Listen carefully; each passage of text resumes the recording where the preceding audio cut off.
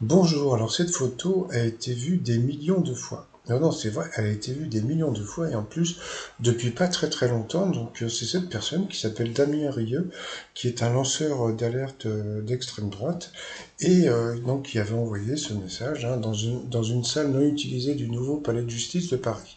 Sauf que on s'est aperçu aujourd'hui que c'était ce monsieur qui s'appelle Cory Le Guen qui a expliqué comment il avait piégé Damien Rieu. Donc Cory Le Guen est un journaliste pigiste et donc Damien Rieu a été fair-play parce qu'il a dit donc bravo à Cory Le Guen, joli coup, sauf que il lui avait envoyé sur son compte avec un compte professionnel.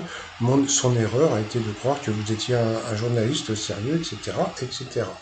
Donc, mais bon, il y a une personne qui s'est pas fait avoir, c'était Alexandre Benalla.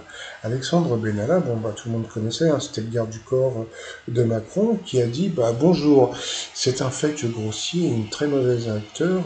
Aucune des 92 salles d'audience du tribunal n'est orientée dans le sens de la Qibla. Il suffit de voir la direction dans laquelle ce monsieur se met en scène et comparer avec l'orientation de la Mecque et du tribunal.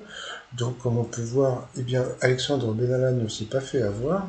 Et puis après, par la suite, il y a Français de Souche, qui en a reparlé.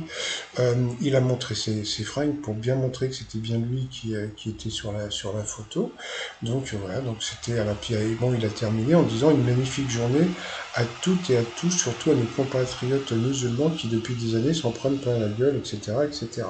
Donc il faut voir qu'il a fait une vidéo qui a été vue, je crois, plus de 2 millions de fois déjà, pour expliquer son geste.